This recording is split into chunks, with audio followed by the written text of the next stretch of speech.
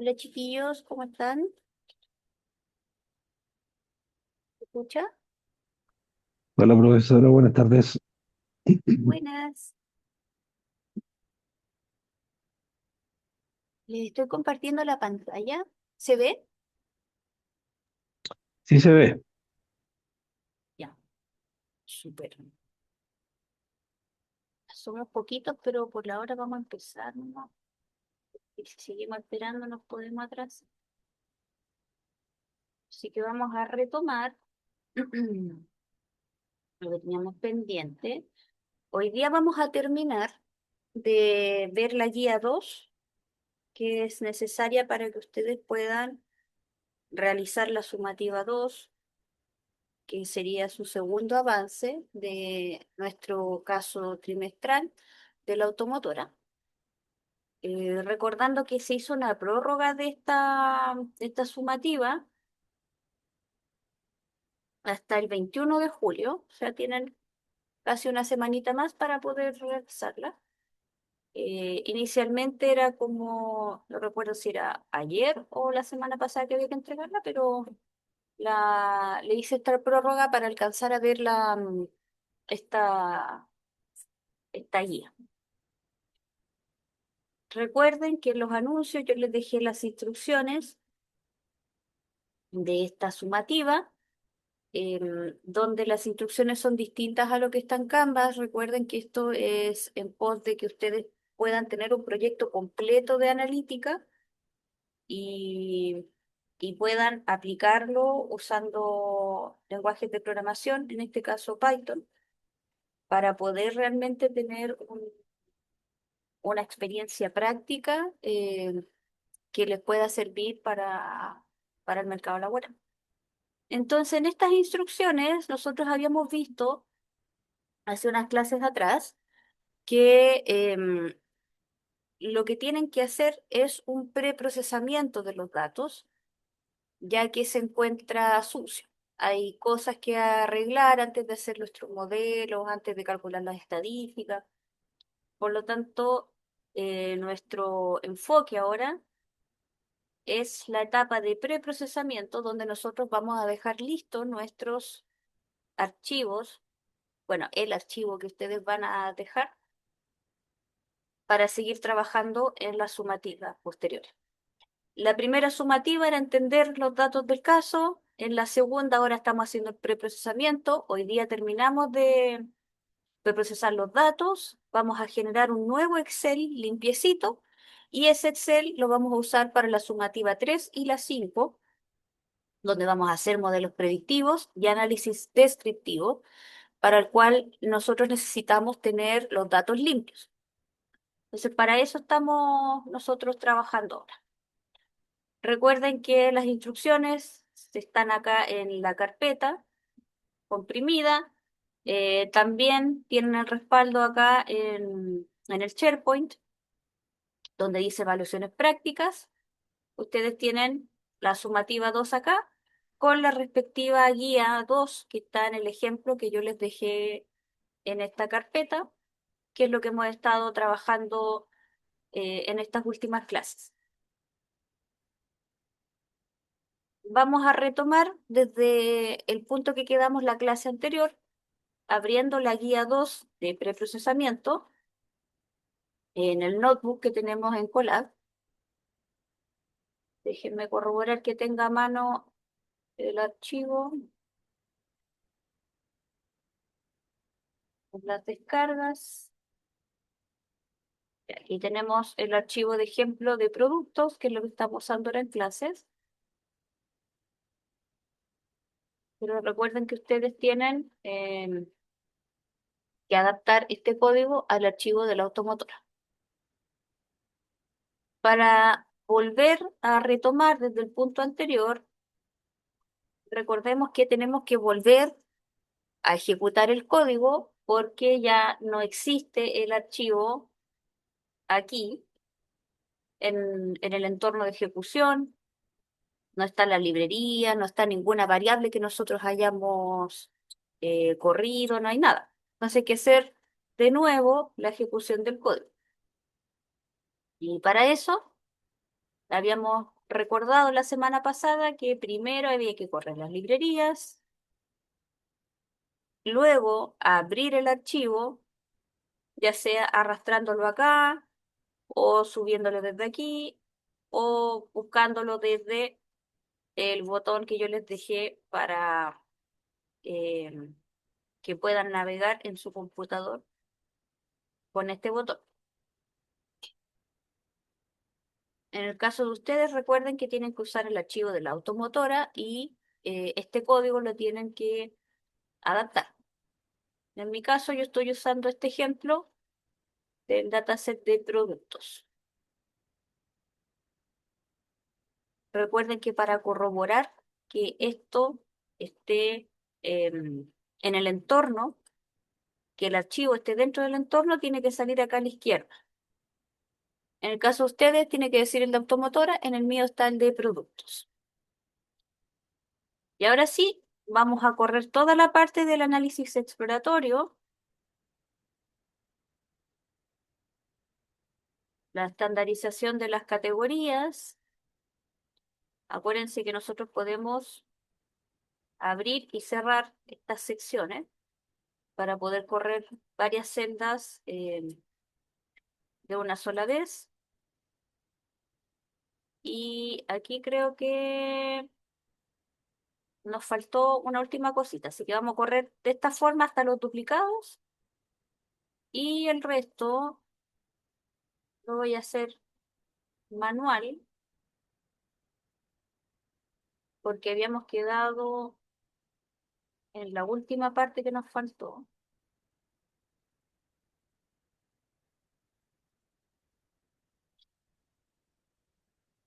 Ya, habíamos quedado hasta aquí, eh, donde habíamos verificado los cambios luego de llenar los montos que faltaban, o sea, perdón, los productos que faltaban eh, dentro de un rango de un monto que nosotros calculamos para poder llenar estos nulos.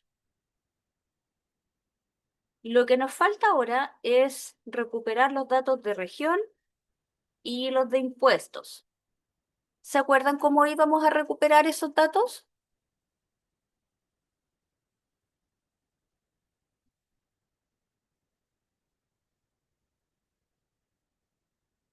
Los nulos de región y los de impuestos.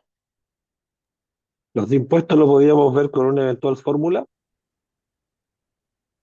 Sí, perfecto. y, lo- Habíamos y los, visto que calculamos y los de en base región al monto.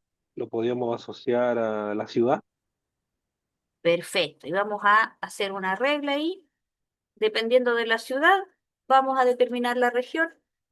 Y esto es posible porque en ciudad no tenemos nulos ahora y en monto tampoco. Por lo tanto, con ciudad recuperamos región y con monto recuperamos impuestos.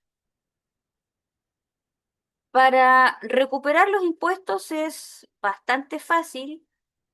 Eh, Nosotros lo que vamos a hacer básicamente es, en este caso, rellenar con el 19% del monto, porque ya tenemos acá la regla de que, en este caso, el impuesto de esta columna es el impuesto al valor agregado, que es el IVA. Entonces, lo primero que vamos a hacer es redefinir la columna impuestos. Recuerden que para yo como sobreescribir la columna actual, yo tengo que volver a definir. Entonces, redefino la columna impuestos y después tomo la columna original de impuestos y para rellenar los nulos, recuerden que es fill de relleno y na de los not a number, que son los nulos. Entonces, fill na es rellenar nulos. ¿Con qué lo rellenamos? Y aquí está dentro la respuesta. Vamos a tomar la columna monto y se multiplica por 0,19. Recuerden que en Python no hay comas para los decimales, sino puntos. Una vez eh, ya rellenamos lo que falta, esos 693 datos. Tenemos que recordar que impuestos tenía un problema con el tipo de dato. Así que vamos a verificar para esta columna la información para ver qué tipo de dato es. Y nos dice que ahora no hay nulos. Si se fijan, de 24.912, ahora hay 24.912 no nulos. Eso significa que ya no hay nulos. ¿Pero qué significa esto?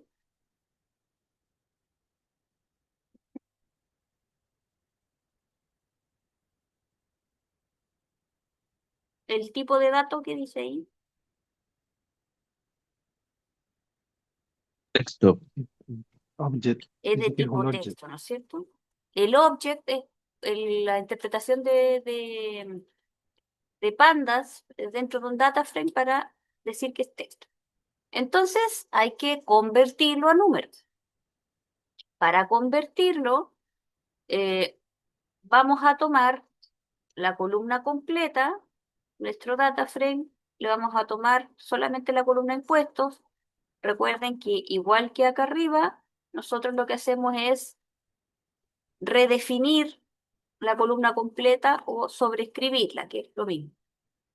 Tomamos la columna original y una forma de hacerlo, el cambio, de pasar a número, es usando as type. Como tipo, o sí, como el tipo de dato va a ser tanto. El tipo de dato se pone acá adentro. Puede ser float o puede ser integer. En este caso, como están las monedas en pesos chilenos, vamos a usar integer. Y la abreviación de integer, recuerden que es int. Esto es para números enteros. Lo mismo vamos a aprovechar de hacer para la columna monto porque estaba en float y tienen que quedar las dos iguales. Así que tanto impuestos como monto le vamos a poner punto as type int para quedar como tipo entero. Vamos a corroborar los cambios con un info. ¿Habrá funcionado? Impuestos y monto, ¿qué tipo de datos son ahora? Dice que son integer. Impuestos. Son, Integer 64. son el int64 significa tipo integer de 64 caracteres. Es decir, que el largo máximo de números que admite dentro como de la celda, entre comillas, del data frame sería 64. Entonces los dos están en enteros. Así que ya arreglamos ese problema. De hecho, si ustedes quisieran seguir corroborando cómo vamos con los nulos, ahora vemos que solamente falta región. Lo primero que hay que hacer para saber cómo rellenar lo que falta en región es saber qué ciudades hay. Antes de sobreesforzarnos con hacer una lista de todas las ciudades de Chile, para eso mejor revisamos qué ciudades hay en el datasets, que no son tantas. Son como las ciudades principales donde tienen sucursales la empresa. Entonces tenemos Valparaíso, Valle, Concepción, Buin, Puerto Montt, Arica, Los Ángeles, bla, bla, bla. Tenemos esta lista de ciudades.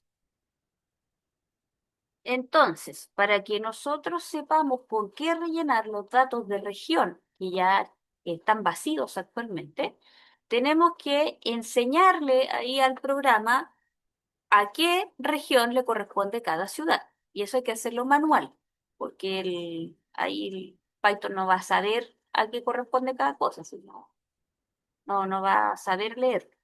Nosotros le tenemos que indicar, mira, esta ciudad corresponde a esta región. Le voy a decir que Santiago corresponde a región metropolitana, que Talca corresponde a Maule, que Rancagua corresponde a O'Higgins, etcétera. Entonces vamos a tener que hacer una lista o un diccionario donde empareje cada ciudad con su región. Y una vez que le enseñamos a quién le corresponde cada cosa, ahí recién podemos rellenar.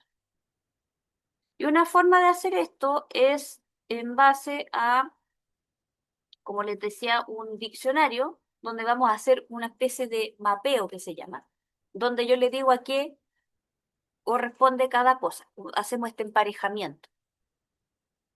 Centrémonos solo en esta parte por ahora. Vamos a almacenar en esta variable que se llama mapeo ciudad-región un diccionario. Recuerden que estas llavecitas se usan para hacer diccionarios, no listas. Las listas son con corchetes. Y en los diccionarios nosotros separamos cada elemento con una coma y a cada elemento le corresponden dos partes, una clave y un valor. En este caso, el primer elemento es este de acá. Se fijan, tiene dos partes. La primera parte es la clave, en este caso, que es Santiago, que corresponde a la ciudad. Se separa de su valor con dos puntos. Le dice que Santiago corresponde a dos puntos, región metropolitana. Y ese es el valor que nosotros vamos a extraer después cuando llenemos lo que falta en el dataset. Entonces, Santiago corresponde a metropolitana. Siguiente elemento, separado por coma. Concepción corresponde a Rancagua, o sea, perdón, a Biobío. Rancagua corresponde a O'Higgins, Valparaíso a Valparaíso, Chillán a Ñuble, Arica a Arica y Parinacota, Osorno a Los Lagos, Macri, Biobío, etc. Hasta llegar a Calama, que corresponde a Antofagasta. El orden da lo mismo. Ustedes si quieren lo hacen en orden alfabético. Yo lo hice por cómo lo fui pillando acá, en el orden de aparición que fui revisando, pero ahí ustedes da lo mismo el orden que pongan mientras no les falte ninguno. ¿Qué hago con este diccionario? Yo necesito almacenar este mapa y de alguna forma decirle al código que cuando encuentre la ciudad, que es lo que está a la izquierda, rellene con la región, que es lo que está a la derecha. Para eso vamos a meter este mapa en una función personalizada. Recuerden que con def ustedes hacen funciones personalizadas. En este caso vamos a definir esta función como asignar región. Y el parámetro que va a usar esta función va a ser ciudad. Es el parámetro con el que trabaja la función. ¿Dónde va ese parámetro? Para almacenar el resultado, nosotros usamos return, que es esta palabra reservada, para que guarde lo que quiero calcular. ¿Qué es lo que vamos a calcular? De el diccionario donde está el mapa, el mapeo de ciudad-región, le vamos a extraer un trocito. Para extraer cosas de los diccionarios se usa la función get. Entonces vamos a extraer con get el parámetro que yo necesito, que está definido arriba, el parámetro ciudad. Le estoy diciendo que va a la izquierda del elemento en el diccionario. Le estoy diciendo que lo que va en esta posición a la izquierda es ciudad. Después de la coma, lo que va a la derecha es la región, que en este caso la dejamos vacía porque es la parte que necesitamos rellenar cuando tengamos que aplicar la función a los nulos. Entonces aquí queda guardada la función. Hasta el momento no se hace nada, solo se guarda eh, lo que hace, el procedimiento. ¿Cómo se aplica este procedimiento? Para llenar los datos, nosotros tenemos que redefinir la columna región, porque aquí va a quedar guardado lo que tenemos que llenar. Recuerden que los nulos están en región. Entonces, para llenar los nulos de región, que son varios, ¿cuánto eran? 540. Le vamos a decir que sobrescriba la columna región, que tome la columna ciudad y a esa columna le aplique con apply, que es una función, eh, no recuerdo cómo se llama, pero es como una función que usa otra función. No sé si era recursiva, creo que era otro tipo de nombre. Pero es una función que necesita tomar otra función adicional. Entonces, el apply lo que va a hacer es aplicar la función que yo le entregue acá adentro, que es la que nosotros definimos aquí. Asignar región. Entonces, lo que va a hacer es que donde encuentre vacíos, es decir, cuando encuentre que en esta parte de lo que tenemos almacenado en el diccionario no haya nada, extraiga ciudad para rellenar. Entonces vamos a correr esa parte y vamos a ver si funciona. ¿Quedaron algún nulo? Ninguno al parecer. Ninguno. De hecho, con esto ya estamos requete seguros de que no quedó ningún nulo, porque acá esta función toma todos los nulos que encuentre de todo el dataset. Así que podemos corroborar. Vamos a ver con cuántos registros finales quedamos. Tenemos 24.912 registros y nosotros habíamos partido con, vamos a ver,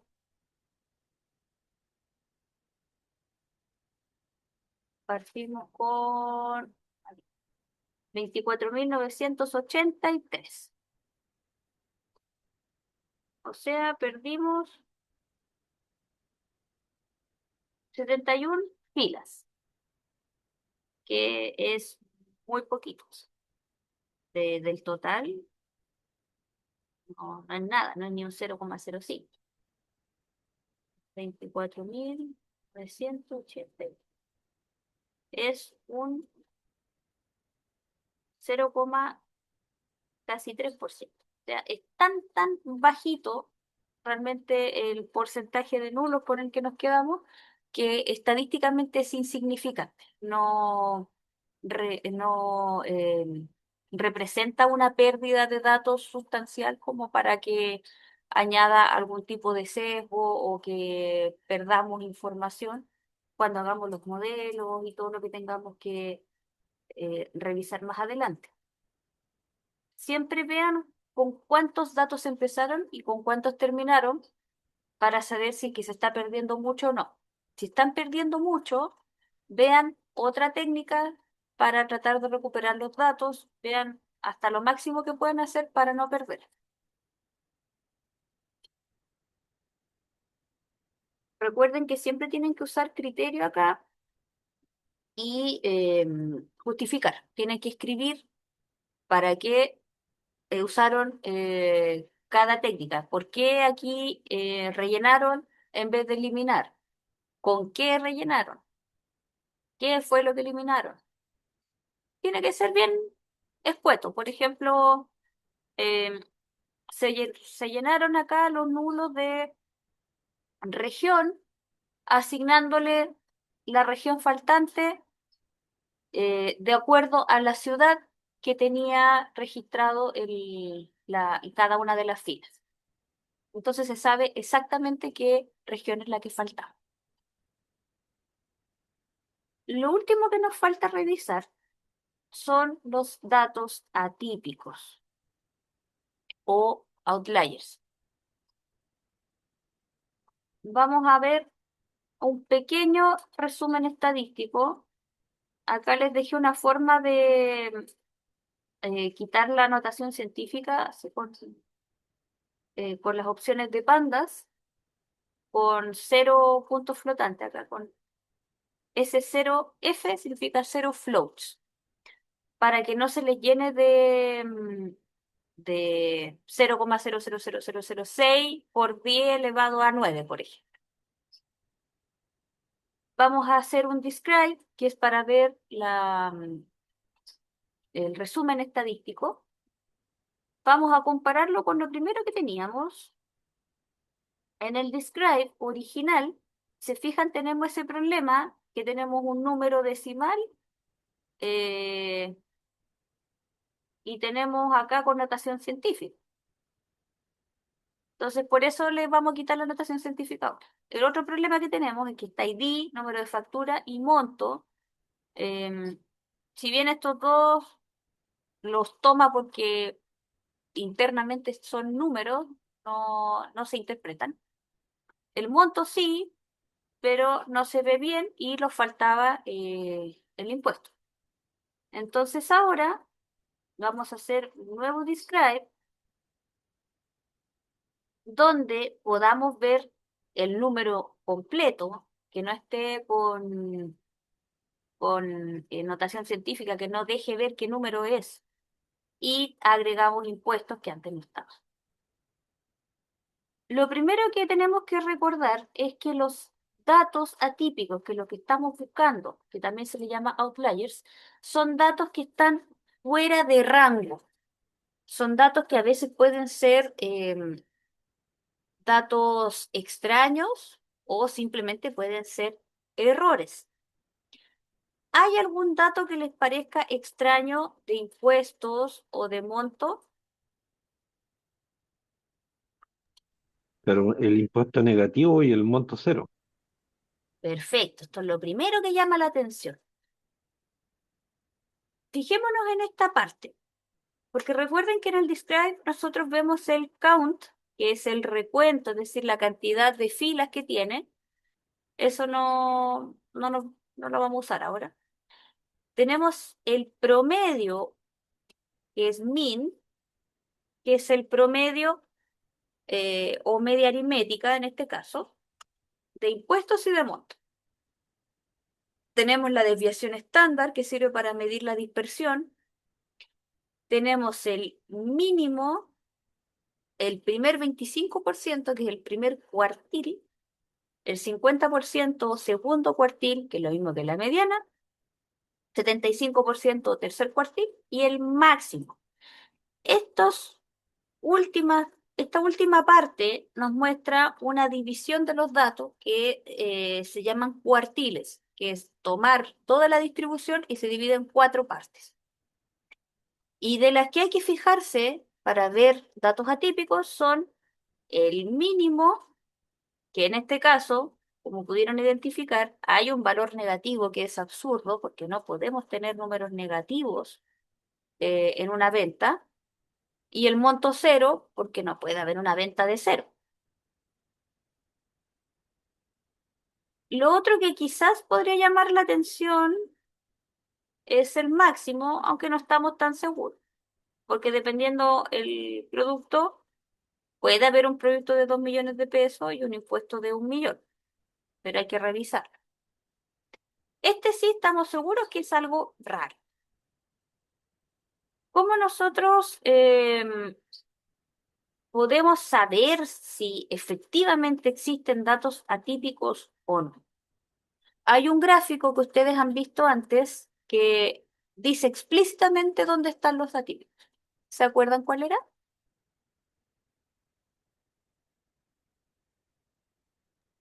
El gráfico El de gráfico, bigote. el diagrama de caja y bigotes, ¿no es cierto? También se le llama boxplot. Eh, Déjenme ver que no me acuerdo si les dejé un... Ay, se me fue. En una diapo acá, no sé si las eliminé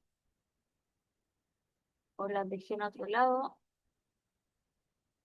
Esperen un segundito. Porque hay que recordar algo de eso, de ese boxplot. Si no la pillo de inmediato, lo hago dibujitos. Ya, si no está acá, No, de ahí no voy a acordar dónde fue que lo dejé. Sino que la unidad 2 debe estar una de estas. A ver, cargar. Me parecía que yo tenía ahí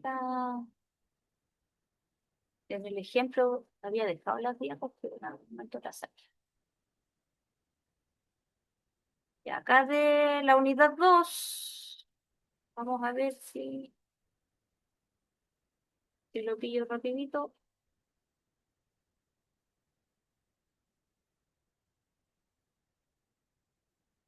Eh,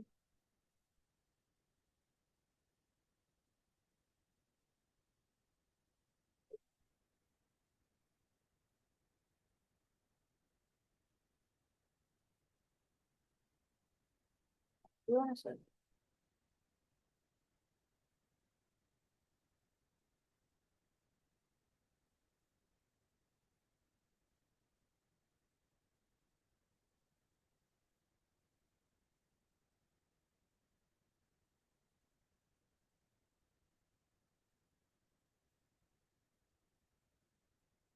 ya. Aquí. En la unidad 2 lección 5 y en la lección... Sí, era la lección 5.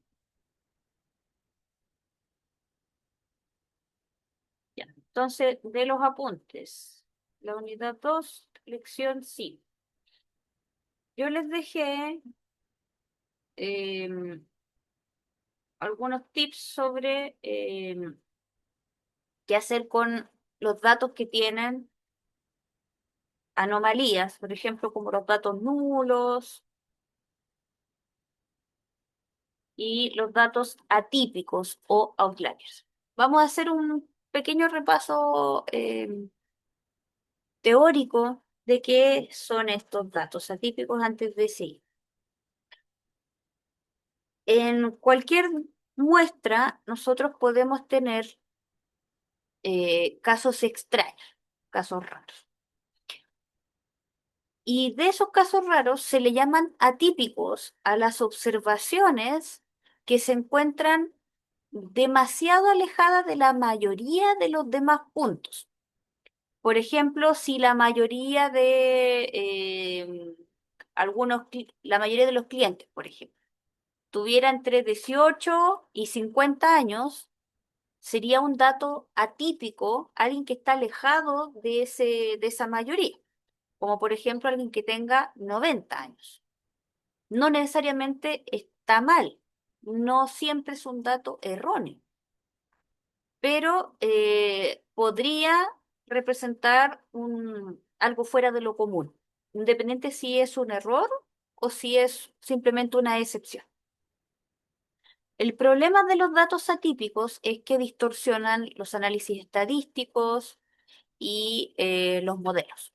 De hecho, es súper complicado para un modelo predictivo trabajar si es que tenemos estos datos atípicos, porque el modelo no capta bien la generalización de los datos y al final va a tener un rendimiento deficiente en esos casos. Entonces, generalmente lo que uno trata es evitar que lleguen datos atípicos al entrenamiento del modelo para que funcione bien. Entonces, es algo que ustedes tienen que manejar. ¿Cómo identificamos estos datos atípicos? Tenemos tres formas. Eh, la, la recomendación es que usen las tres. Tenemos la identificación visual, que es buscar en los gráficos si es que hay algo que esté raro. Eh, Podemos calcular métricas estadísticas donde nosotros podemos ver si es que los datos se pasan de cierta proporción, si corresponden a un dato atípico o no. Si se pasan, que están muy por debajo o muy por encima, son atípicos. Y también hay pruebas estadísticas, que son test de hipótesis. eh, Está la prueba Z, la prueba T y algunas pruebas más que se pueden correr para ver si existen datos atípicos. Sobre los gráficos,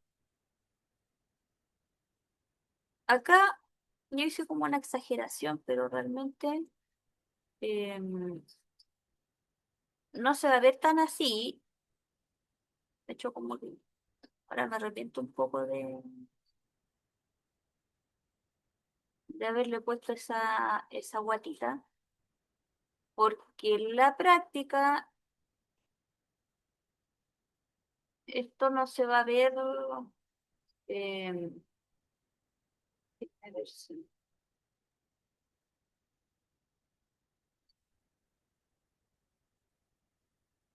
no se va a ver así, se va a ver como una línea como muy larga.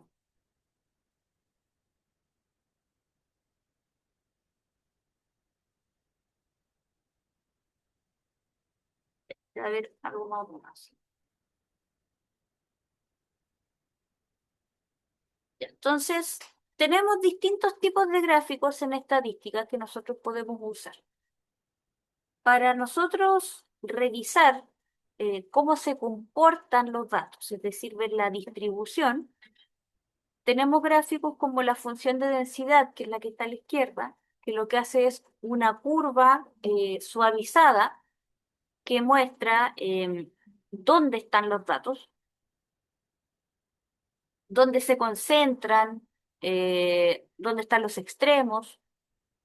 Y por otro lado tenemos el histograma, que es el de la derecha, donde se dividen los datos numéricos, ojo, estos dos gráficos y exclusivamente los datos atípicos los buscamos en eh, variables que son numéricas. No existen datos atípicos propiamente tal, así como outliers, de variables categóricas. Son solo numéricas. Entonces tenemos, por ejemplo, el histograma, donde este que está a la derecha, donde cada barra representa un intervalo de los datos. Por ejemplo, los montos entre 5.000 pesos y no sé, 20.000, o entre 20.000 y 35.000 y así. Entonces, cada barrita va a ser un intervalo y la altura va a ser la frecuencia, es decir, cuántas veces se repite ese mismo intervalo. Por ejemplo, si fuera la edad, la mayor concentración de datos va a ser la barrita más alta. Supongamos que la barra más alta acá fuera edades entre 25 y 30. Eso significaría que la mayoría de la muestra de clientes, por ejemplo, estaría entre los 25 y los 30 años.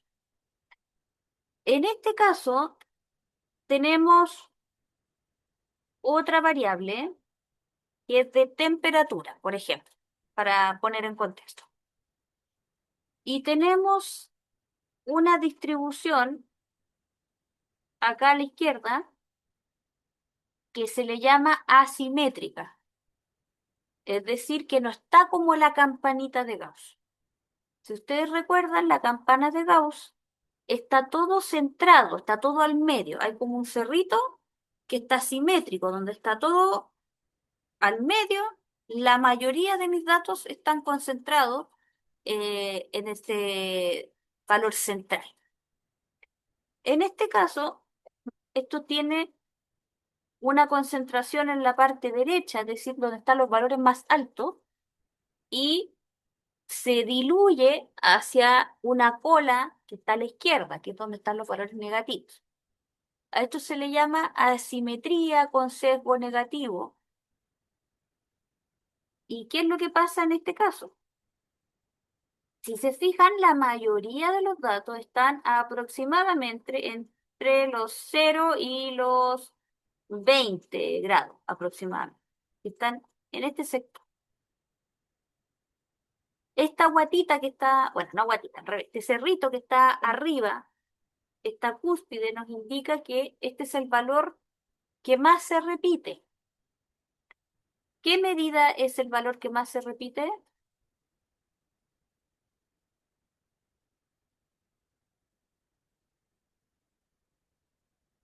De las medidas de tendencia central.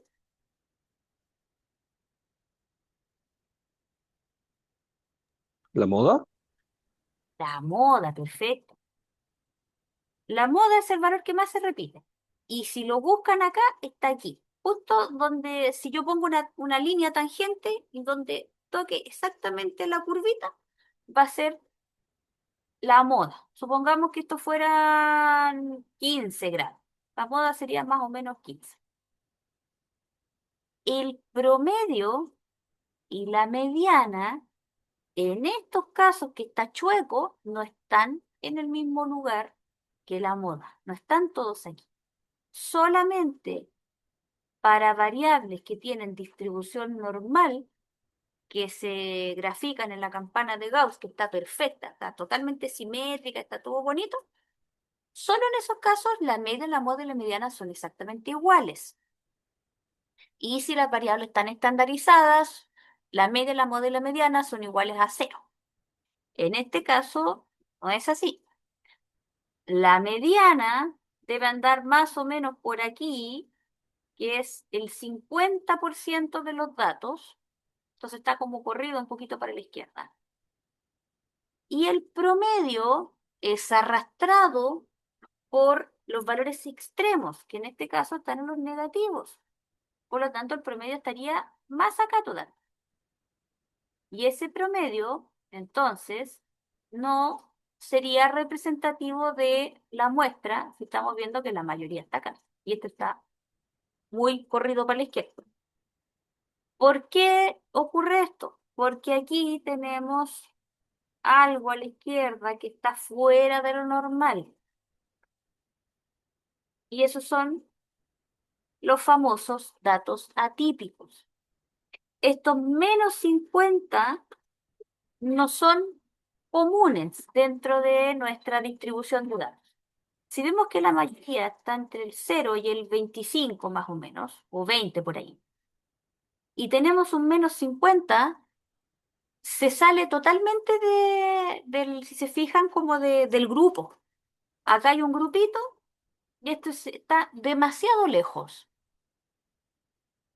Y cuando tengo algunos datos, a veces puede ser uno solo, lo que hacen es como estirar esta curva y la arrastra hacia ese punto y me distorsiona las medidas de tendencia central.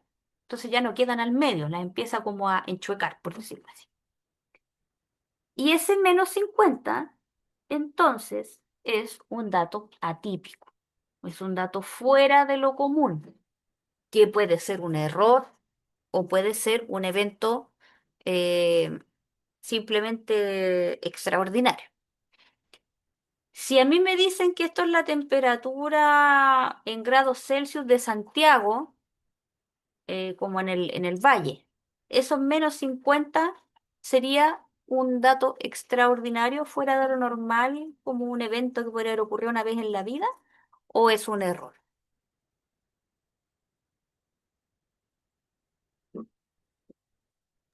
Yo creo que es un error, profesora. Ahí pinta más a error, ¿no es cierto? Porque -50 grados en Santiago, no, no tenemos por dónde. Si me dijeran que es alguna zona de Estados Unidos donde hay nieve y de repente tienen temperaturas súper extremas, quizá lo pensaría y tendría En que buscar Alaska. información, pero en este caso no tiene sentido. Si fuera Rusia, quizá ahí podría ser, pero acá no tendría sentido. ¿De qué otra forma ustedes pueden ver los atípicos en los histogramas? Aquí yo exageré un poco esta barrita. Realmente no siempre se va a ver tan alta. Puede que se vea muy finita, así como una rayita, casi imperceptible. Porque generalmente son poquitos datos, son como uno, tres, cuando son errores. Cuando ya es un grupo que tiene ese comportamiento, ahí tiende a ser un poquito más largo, como más alto. En el caso de la función de densidad, se ve como una línea nomás, como una línea que se extiende como muy, muy, muy, muy a lo lejos. En el caso del histograma es lo mismo. Normalmente cuando pillan datos atípicos es porque tienen la mayoría de las barras pegaditas, están como una escalerita, todas cerca. Y cuando hay algún dato atípico es porque hay una barra adicional que se escapó y se fue para otro lado. Y generalmente se ve así, como que queda un espacio. También puede ocurrir que hayan unas barritas más pequeñas acá y que sea como un grupo de datos atípicos, que generalmente cuando son grupos no son errores, sino que son eventos fuera de lo común. Supongamos si la temperatura empezara a subir, por ejemplo, con el cambio climático, algún fenómeno atmosférico, y en algún momento la temperatura máxima llegara a ser, no sé, 45. Ahí sí puede que la escalerita se empiece a mover un poco para la derecha, pero nunca va a llegar al 80. O sea, estaríamos todos muertos. Así que evidentemente si esto fuera a temperatura, ese 80 es un dato erróneo. Es totalmente fuera de lo que podría ser real. Hay otros gráficos que ustedes pueden ver donde se podrían encontrar datos atípicos.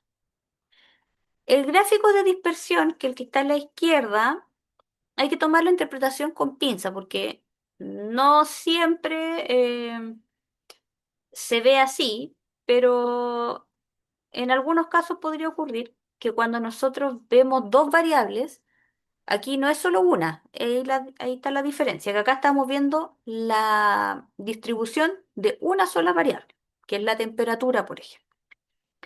Pero si aquí tenemos otras variables, o sea, dos variables, y yo quiero cruzarlas, tengo este tipo de gráficos y a veces pasa que cuando hacemos este cruce queda un puntito como súper lejos.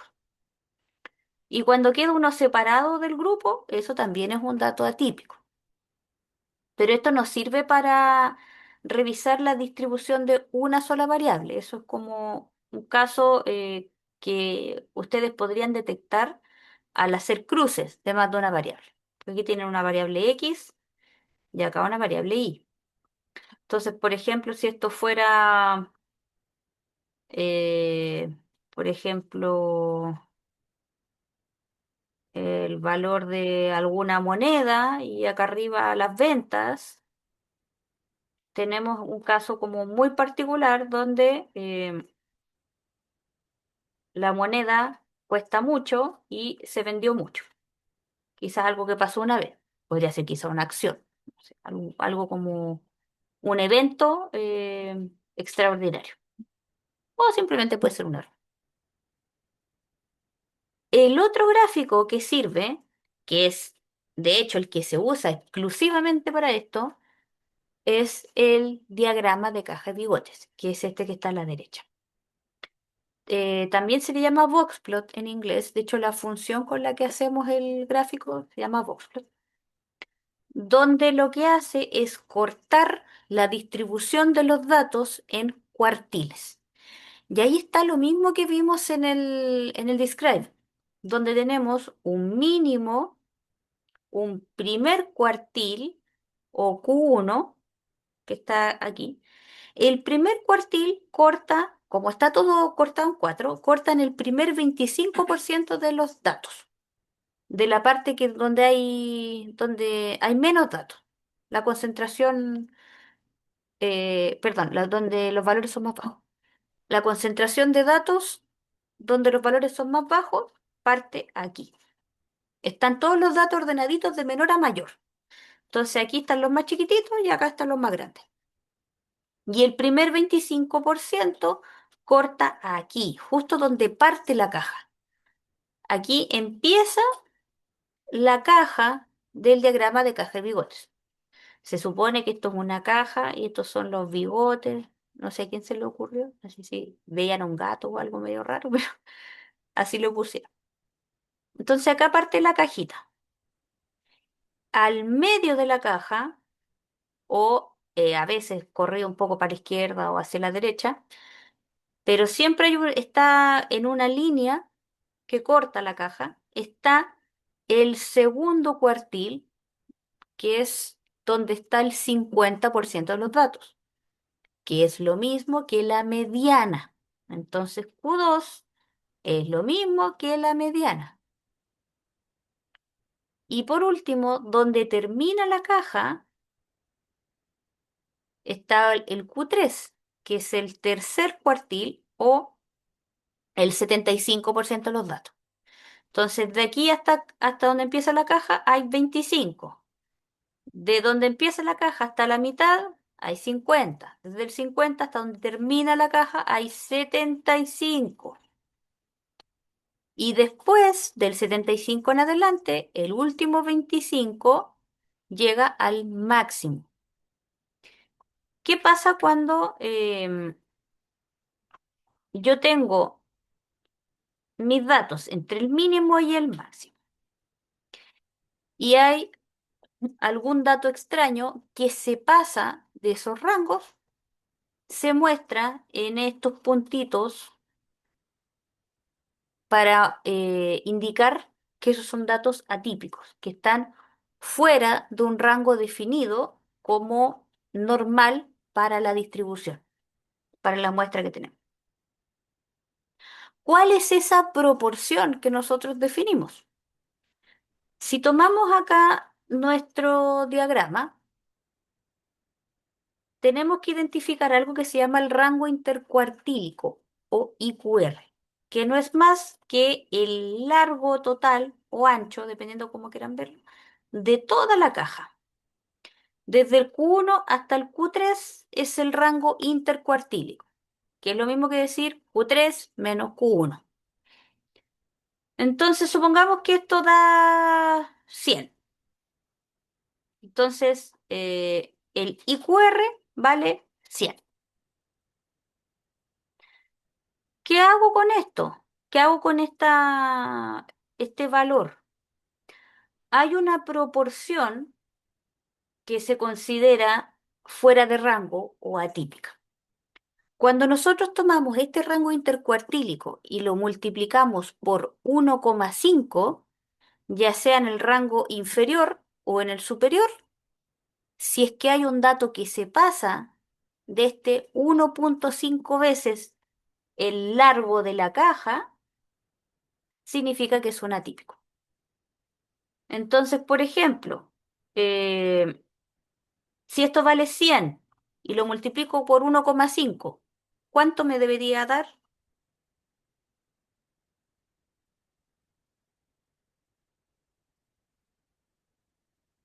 100 por 1,5. 150. 150, ¿no es cierto? Entonces, si nosotros contamos desde donde parte la caja y contamos 150 hacia abajo y pillamos algún dato por debajo de los 150, supongamos que esto, para dejarlo fácil, fuera cero. Este fuera cero, em, y encontramos acá un dato que vale menos 160. Estaría por debajo de los 150 negativos que está bajo el cero. Por lo tanto, eso se considera dato atípico. Y lo que hace el gráfico es marcarlo con un puntito o una estrellita o un rombo, un cuadrado, lo que sea. Ahí depende de la librería que usen, del programa, pero siempre se muestra explícitamente si es que existe, lo marca.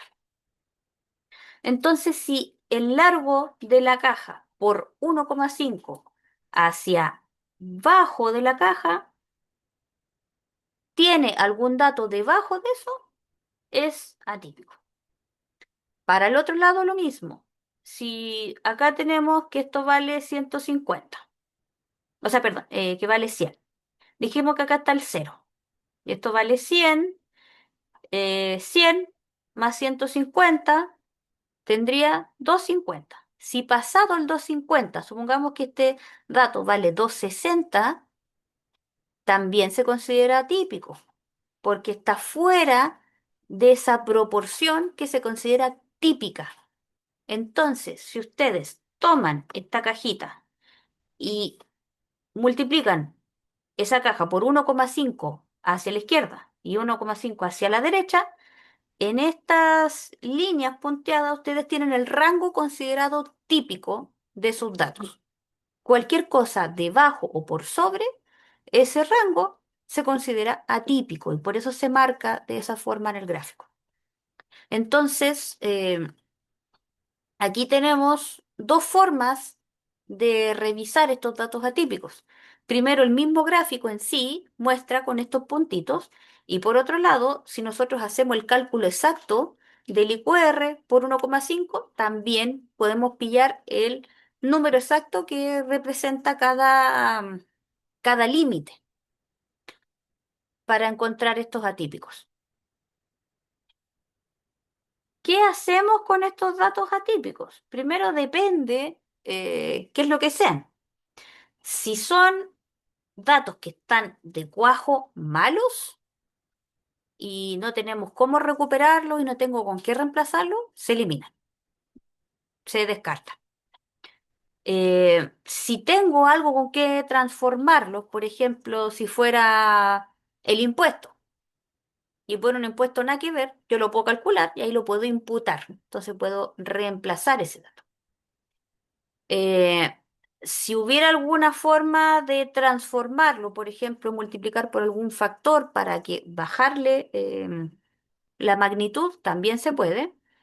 Y la última forma es segmentar, es decir, crear grupos, porque puede ocurrir algún caso particular donde el dato atípico no sea uno solo, sino que sean muchos. Supongamos que tenemos un dataset de 50.000 filas y 5.000 son atípicas.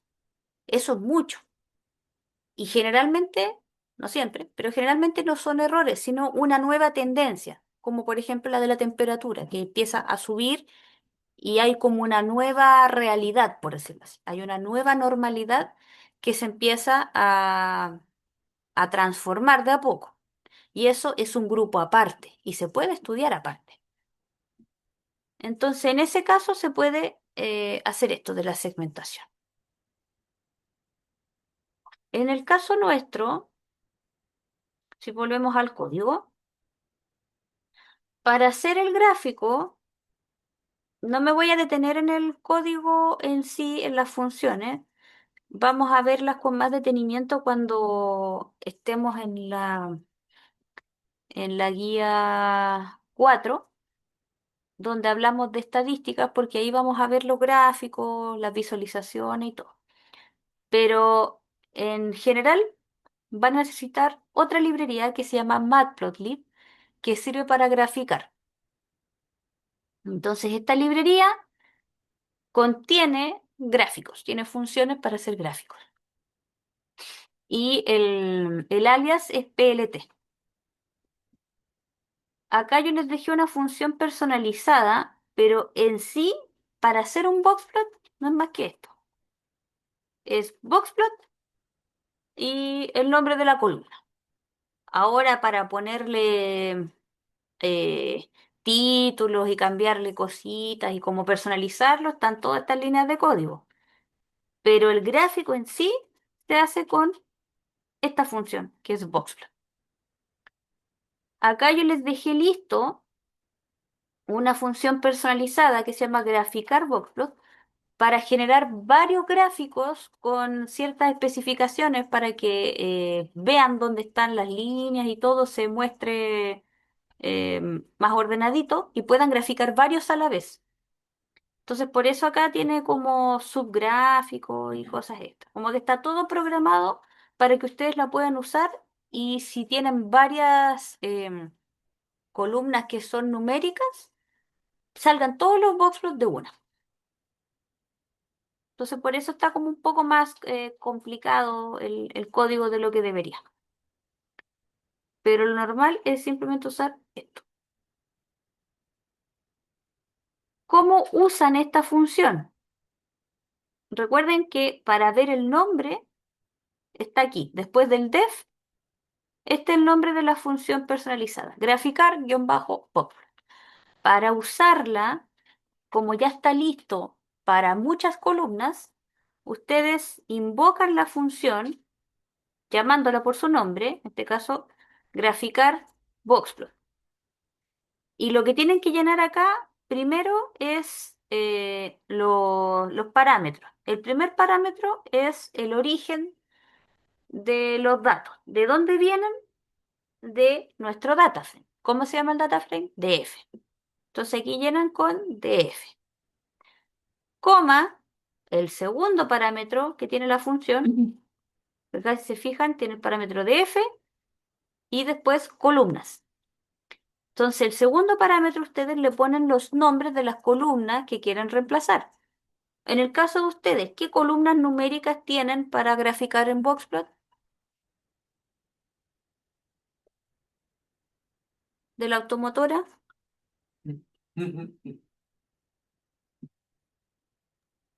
¿El precio?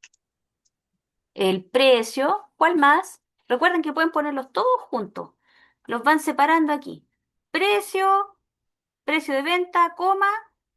¿Qué más? ¿Qué más tienen? Tenemos impuestos también. Creo que impuestos no tienen. Aparte del precio, ¿qué más tenían?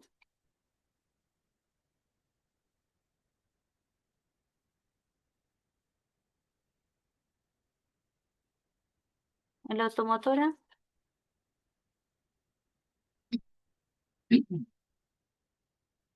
¿Ya se le olvidó su dataset?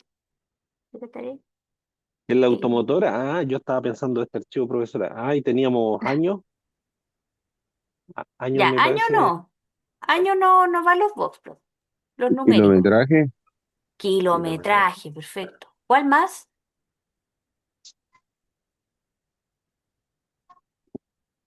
Le ponen precio de venta, coma, kilometraje, coma, ¿qué más? Había otra numérica también. La antigüedad, acuérdense que tienen que agregarle. Todos los gráficos, o sea, todas las columnas que sean numéricas, que tengan que ustedes revisar, las tienen que poner aquí. Y después se va a armar el gráfico de esta forma. Se va a poner uno al lado del otro para que puedan revisarlo. Y esto es súper importante que lo revisemos, en este caso particular, uno al lado del otro. Porque si yo tengo el monto y los impuestos, y si el impuesto es un porcentaje del monto, los boxplots deberían verse exactamente iguales, porque uno se deriva del otro. Es literalmente sacarle una patilla, así como si fuera una plantita, le sacamos una patilla. Deberían tener la misma forma, deberían tener la misma extensión. Lo único que va a cambiar, obviamente, es el monto. Por ejemplo, acá van a ser montos más grandes y acá montos más chicos. Pero la proporción del gráfico, cómo se ve, debería ser igual. Miren el boxplot del monto.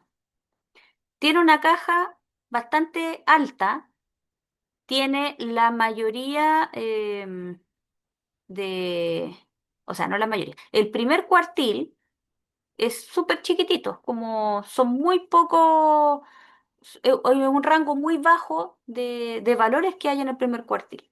Es como del cero a, no sé, supongamos 50 lucas. Y la caja es muy larga. Y tiene acá la mediana como no está al medio, está como corrida hacia abajo y tiene un bigote muy largo hacia arriba y además tiene un dato atípico. El de la derecha, que es el impuesto, que debería ser como una fotocopia de este dibujito, ¿cómo se ve en comparación?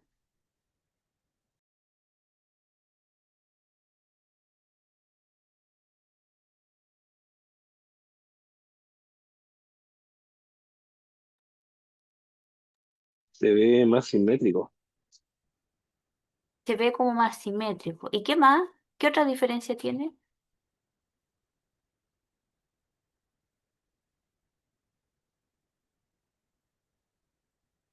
Bueno, tiene impuestos negativos.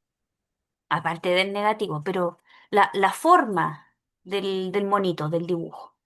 Aparte de que este está como mucho más simétrico, que la parte de arriba se ve casi igual a la de la mitad para abajo, es más chiquitito. Si se fijan, no tiene como la misma proporción, pareciera que fueran dos cosas distintas. ¿Eso qué intuición, qué intuyen ustedes entonces? Si ven que esto tiene una forma que no pareciera ser una proporción del de la izquierda, ¿qué pista les da eso?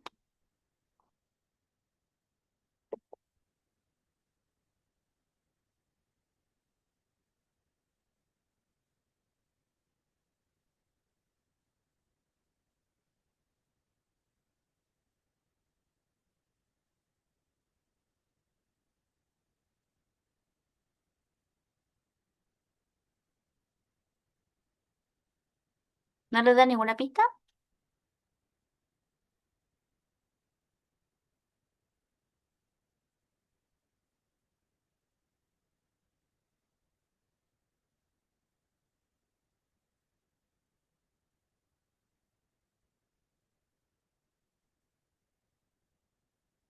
Para que no se nos pase la hora. Si yo tengo una variable, por ejemplo, un monto acá que es de 1000, el impuesto debería ser 190. Y así con todos los impuestos que yo calcule. Entonces el de la derecha debería ser proporcional al de la izquierda. Si no es proporcional, lo único que yo puedo intuir es que está mal calculado, porque sí o sí se tiene que ver igual que el de la izquierda. Si no, tiene problemas de cálculo. Denise, no había visto que había hablado en el chat. Ahí el que manda es el primero, perfecto. El monto, sí. El primero, el de la izquierda, es el que manda. Este es el que me dice si el que la derecha está bien o no. Y efectivamente, como el de la derecha no se parece al de la izquierda, hay un error. El de la derecha tiene datos atípicos arriba y abajo. El de la izquierda solamente tiene uno arriba. ¿Por qué sé que es uno? Si hacemos un poquito de zoom, vemos que la línea tiene el mismo grosor que lo de acá. Esto es solamente como de experiencia ya revisando estas cosas. Pero el de la derecha, si se fijan, la línea está más gruesa. Es como que hay varios circulitos uno sobre el otro. Eso significa que hay más de un dato atípico. Y acá abajo hay solo uno, que es el que vimos, el negativo que estaba en la estadística. Para corroborar cuántos datos atípicos y dónde están, eh, podemos usar varios métodos, pero uno como más rapidito, entre comillas, sería el de la prueba Z, para cuantificar cuántos atípicos tengo y dónde. Aquí Denis pregunta en estos casos cuántos datos podemos omitir. Más que cuántos, hay que ver primero si es que después de corregir los impuestos, porque lo vamos a tener que corregir, todavía quedan atípicos. Y el cuántos, no hay una regla general, pero al igual como les dije en clases anteriores, cuando eliminamos registros, por ejemplo, no se pueden eliminar muchos datos, porque si no los perdemos. Si se pasan, yo creo que ya del orden del 10% ya es mucho. Traten de, ojalá no pasarse quizás del 5% del total general de los registros. Aquí me pregunta si es según cuánta la dispersión, los que se escapan. Sí, teóricamente no la dispersión en sí, pero sí esta proporción que está fuera de rango, que era lo que les había comentado, que era el rango intercuartílico. Aquí está la caja. Si yo esta caja la multiplico por 1,5, es decir, la repito una vez y media, es decir, tomar toda esta caja, la subo acá arriba, más la mitad llega como hasta por aquí más o menos. Y evidentemente este pelotita es un atípico porque está muy fuera de ese rango. Y evidentemente aquí también. Entonces vamos a ver cuántos datos atípicos hay. Para eso está la prueba Z o Z-score y nos ayuda a ver en relación a la desviación estándar del conjunto de datos qué tan pasado está. La equivalencia al método del IQR, que es este de acá, son tres desviaciones estándar. Es decir, que el 1,5 veces la caja es equivalente a una magnitud de tres desviaciones estándar. Es como que fuera, cada desviación estándar es como media caja, más o menos. Entonces tengo media, otra media, me da una y media. Entonces esas tres desviaciones estándar son como el punto de corte para yo decir de aquí para arriba es un atípico. Para eso necesitamos una librería que hace cálculos estadísticos que se llama SciPy. Desde SciPy podemos importar stats, que son pruebas estadísticas. Y luego se define el puntaje de corte, el umbral, que son las tres desviaciones estándar. ¿Dónde vamos a usar esto? Vamos a calcular para cada variable su desviación, o sea, su puntaje Z. Para eso vamos a guardar primero el puntaje Z de la columna monto y se calcula con la librería stats que trajimos acá arriba, con la función stat. Tiene una función que se llama, perdón, este es el paquete stats, que tiene una función que se llama z-score. Si es esa función, necesita que nosotros le digamos cuál es la columna que quiere inspeccionar, en este caso la de monto. ¿Cómo lo vamos a usar? Le vamos a decir que considere como outlier de la columna monto si en términos absolutos, se fijan, ahí está la función abs, que es de absoluto. Si en términos absolutos el valor z de monto es superior al corte que nosotros definimos acá, que son tres desviaciones estándar, significa que es un outlier. Si no hay ninguno, ni tanto hacia arriba como hacia abajo, por eso ahí dicen en absoluto, porque pueden ser negativo o positivo. Si no hay ninguno, significa que no hay atípicos.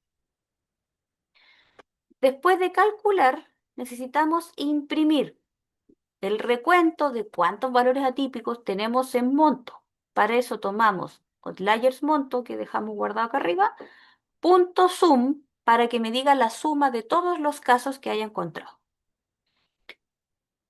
Si corremos esto, nos muestra que hay solo uno, que es ese mismo que vimos acá arriba. Como es solo uno entre casi 25.000 datos, no afectan nada si lo eliminamos. Recuerden que es lo mismo que eliminar una fila, porque aquí no se elimina el dato, sino que se elimina toda la fila para no dejar nulo. Porque si yo elimino solo la celda que tiene el valor de, no sé, 2.000.002 creo que era, algo así, me quedaría un nulo. Entonces tengo que eliminar todo. Para eliminarlo, usamos ese mismo cálculo que teníamos acá arriba y le decimos que vamos a sobreescribir nuestro data frame, donde vamos a filtrar del data frame original todo menos los outliers de monto. Esa colita de chancho significa excluye, excepto. Es como todo menos esto. Lo mismo vamos a hacer para impuestos. Vamos a calcular cuántos datos atípicos tiene la variable impuesto? Tiene 6. Como ya sabemos que esto está mal calculado, vamos a tener que recalcular todo. Si yo ya eliminé este, ya no necesito seguir arreglando monto y monto va a ser el que manda para yo hacer los cálculos de impuestos. Por lo tanto, esto que está acá lo voy a eliminar. No voy a eliminar todos estos 6 porque realmente no vale la pena. Como vamos a hacer el cálculo de nuevo, esta fila, omítanla, no nos va a servir la verdad. Vamos a solo ver cuántos hay, pero no los voy a eliminar porque ya sé que tengo que recalcular toda la columna de impuestos. Así que de esos 6 se deberían arreglar si es que yo recalculo todo. Aquí les dejé un tip de que si se pasan de entre un 10 o un 20% de los registros aprox de los atípicos, es mejor imputar, o sea, reemplazar por un valor más menos sesgado. Eh, si son demasiados registros atípicos, les dejo acá una forma. Acá hay una técnica que se llama Windsorizing, que le dicen Windsorización, así como medio Spanglish, para reemplazar con los valores límite del último percentil. Por ejemplo, el 5%, ya sea el superior o el inferior. Entonces ahí les dejo, esto no está para correr el código, pero pueden copiarlo y pegarlo si necesitan ese trocito de código.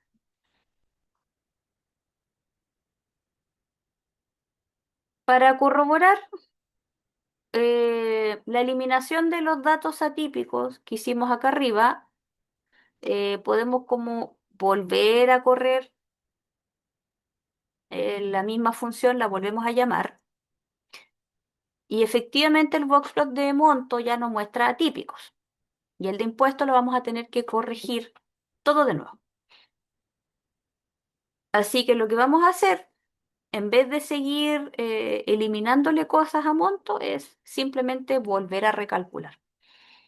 Entonces vamos a tomar la columna impuestos, vamos a volver a hacerla, vamos a volver a definirla como el redondeo, para que no quede con decimales, con la función round, de la columna monto por 0,19. Es decir, para que calcule exactamente el 19% de monto.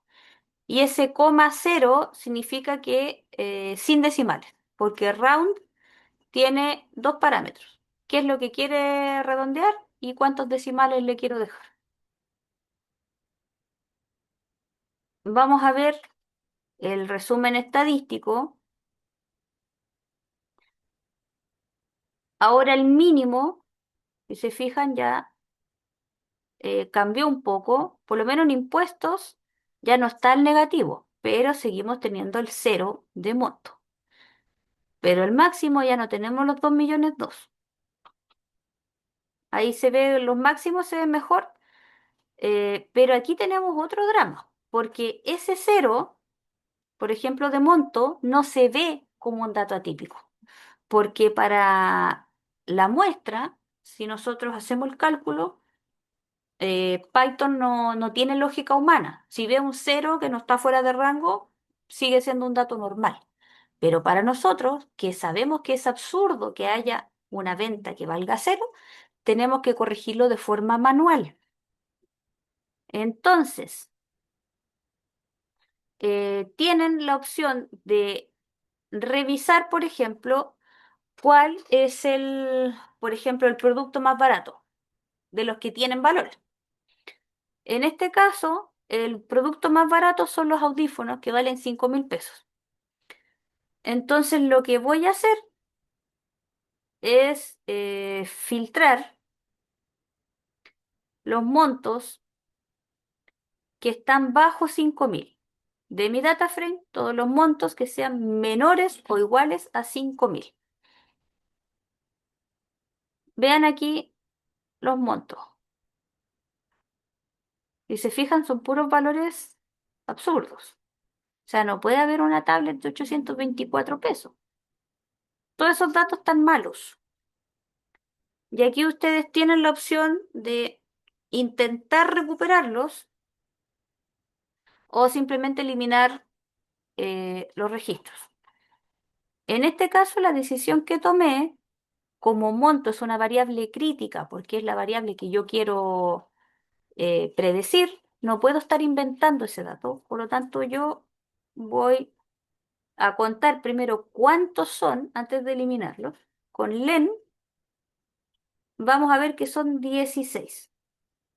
Como el total son casi 25.000, opté por eliminarlo porque no puedo estar inventándole el valor, en este caso, a los registros, porque es lo que yo quiero calcular. Eso es lo que yo quiero predecir, mi variable objetivo. Entonces no puedo estarla inventando. Así que preferí eliminarla. Para eso vamos a sobreescribir el data frame y vamos a dejar solo los registros mayores a 5.000, porque ya vimos que no hay un 5.000 justo, por lo menos acá, en los menores iguales. Vamos a corregir, vamos a corroborar, volvemos a llamar nuestro gráfico del boxplot. Y ahora sí, ¿qué opinan ahora de este nuevo gráfico?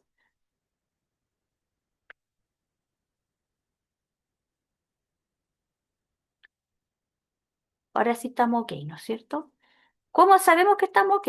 Primero, no hay ningún circulito fuera de rango, no hay datos atípicos. Eh,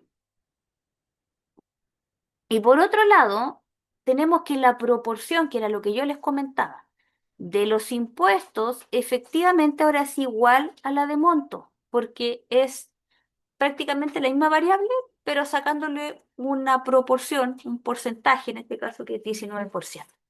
Y se tienen que ver iguales, porque uno se deriva del otro. Lo único que cambia es el valor que tiene en este caso, el impuesto. Para cerrar, vamos a ver un breve análisis de cómo quedaron los datos. Nos quedamos con 24.895 filas. Perdimos como 90 más o menos. Si vemos los primeros registros, ahora vemos que impuesto y monto están en enteros. Si vemos el resumen estadístico de las variables numéricas, que son solo monto e impuestos, recuerden que no tienen que interpretar variables que no son, eh, o sea, columnas que no son variables. Recuerden que el ID, el número de factura y esas cosas no son variables estadísticas, son solo correlativos. Estos dos son correlativos, no son variables. Lo mismo con las fechas tampoco son variables, son índices temporales. Entonces, todo lo que solamente ayude para hacer un orden no es una variable, por si acaso. Así que no estén agregando esto al análisis final, solo las que corresponden. Por ejemplo, en el caso de ustedes, precio de venta, kilometraje, antigüedad. Ahora podemos ver que el mínimo ya tiene más sentido. Tenemos audífonos de casi 6.000 pesos con su respectivo impuesto. El máximo ya está más aterrizado también. Pueden calcular la nueva moda, a ver si es que cambió algo. Eh, y por lo menos de las variables categóricas no cambió ninguna y cambiaron un poco las de las variables numéricas. Y pueden aquí de una sola vez hacer un análisis rapidito de las frecuencias de las variables categóricas para ver cómo quedaron al final, después de todos los cambios que hicieron, todas las correcciones. Están ordenaditas las frecuencias de todas las variables, con todo lo que nosotros ya arreglamos y, oh, me faltó una última línea de código súper importante, no sé por qué. A ver, espérenme. Este, el mismo que les subí, ¿o no? Me falta la última parte que es exportar el, el código. Déjenme ver que no me haya equivocado en el archivo, porque no sé si el que estoy viendo ahora, el mismo que les mostré, anda a saber qué versión estoy viendo ahora. Este es este que tenemos acá. Ay, este cuál abrí. Ya vamos a ver al tiro si es que me equivoqué en subirles el archivo, porque ya había una línea de código media rara que era la de eliminar los atípicos de impuestos, que no, no era de la última versión. Entonces son esas dos cosas. Falta el exportar,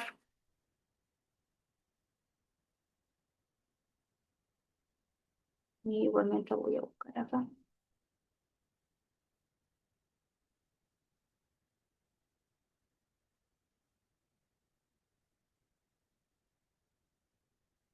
porque esa parte igual es importante.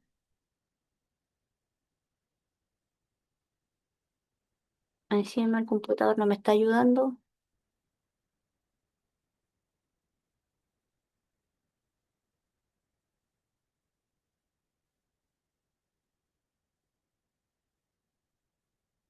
y se me quedó medio pegado.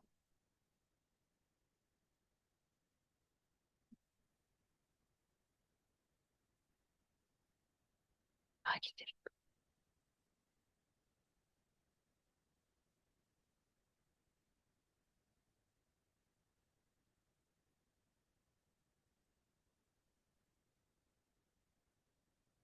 Mira, y mientras abre,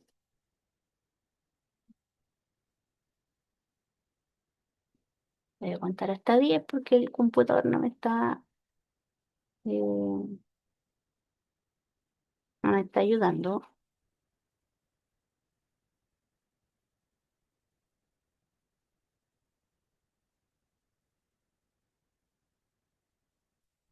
Si no, por mientras le ponemos ahí, hay que usar una función de pandas que se llama pd-to-excel. em, y hay que ponerle el nombre, o si quieren tu CSV también puede ser, que es para pasar a CSV. Ay, qué lata que me haya caído en esta tontería.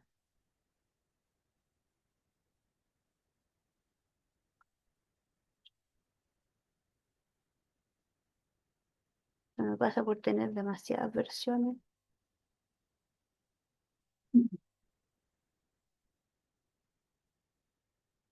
No, y no abre aquí.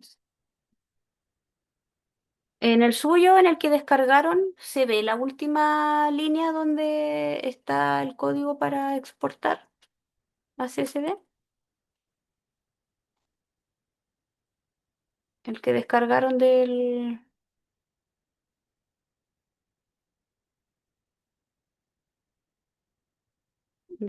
SharePoint o de la. Ay, sí, qué terrible. Abre ya. Ya perdí la paciencia con esto.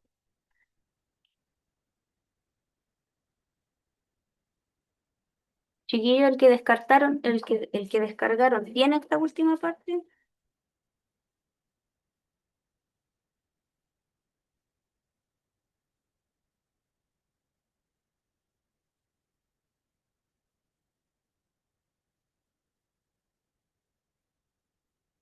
¿Tiene la parte del final donde dice exportar? ¿Me podrían confirmar, por favor? Porque no me está abriendo y ya me estoy choreando un poquito. Ya llega hasta el mismo que les estoy mostrando, entonces el mismo que descargué. Ay, ya. Ya, les voy a tener que resubir Lo manda esta nuevamente, última parte profesora, entonces. por anuncio.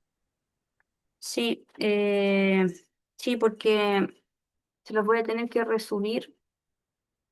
Hoy no puedo abrir nada. Si está acá en paralelo en la otra ventana, estoy tratando de abrir la- las otras versiones que tengo del código. Y si es que ya como que me estresé un poquito y tengo que ir a la otra clase, entonces ya me estoy como entrando en pánico. Em, la última, la última parte que nosotros tenemos que hacer es este DF que ya arreglamos, tenemos que exportarlo a CSV. Entonces, por ejemplo, acá, la última línea que es, o a Excel, si quieren. La última línea que nosotros tenemos que exportar. Déjenme ver si me acuerdo. Punto, eh, era sistema. Ah, ahí está, ahí mismo. Está, data frame to Excel. Pues eso no era tu Excel. Van a tomar la función de pandas que se llama dataframe.to-excel. Van a tomar su DF y aquí si quieren le ponen el nombre que quieran. Por ejemplo, productos eh, preprocesados. XLSX. Index false es para que no les entregue los numeritos acá a la izquierda. Por ejemplo, estos para que los omita. Y esto les va a generar un Excel que se va a ver aquí en la ventana de archivos a la izquierda, que dice productos preprocesados. En el caso de ustedes le pueden poner automotora preprocesado o limpio, se lo descargan para revisarlo.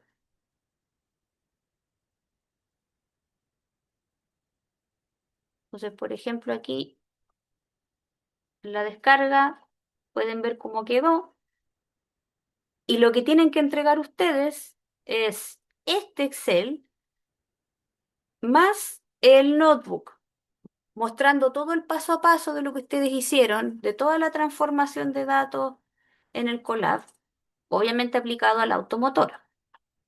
Y el Excel final tiene que quedar así limpiecito, como este de aquí. Entonces suben las dos cosas, el Excel y el notebook. Y les voy a resubir con esta última parte y algo más creo que tenía la otra versión, aparte de, y lo de que había eliminado una línea de código y esto. Son esos dos cambios nomás. Igual se los voy a resubir y en un anuncio les voy a recordar que estaba, faltaba esta línea de código, ¿ya? ¿Alguna consulta antes de retirarnos?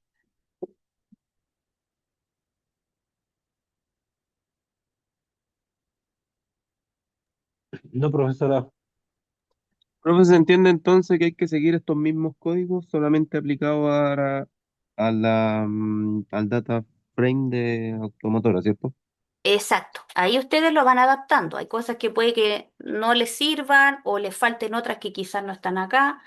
Ahí pueden apoyarse, por ejemplo, de la misma IA que tiene acá el Colab. O sea, obviamente traten de hacerlo ustedes primero, traten de entender qué es lo que tienen que hacer y si se les va muy en collera, ahí pueden ahí aprovechar, por ejemplo, aquí activar el Gemini y no sé, si algo les falta, así, ¿cómo hago para eliminar, no sé, tal columna, por decir algo? ¿Ya? Ya, ¿sí se entiende? Ya, súper. Ya, chiquillos, que tengo que volar a la otra clase. Disculpen ahí con el último tropezón. No sé qué pasó, en qué momento subió una versión que era la antigua, pero ahí corregimos y se lo subo. Que estén bien, gracias, chiquillos, profesor. cuídense. Un Gracias, profe, abrazo. buenas noches, Chao, que esté chao, muy buenas bien. noches.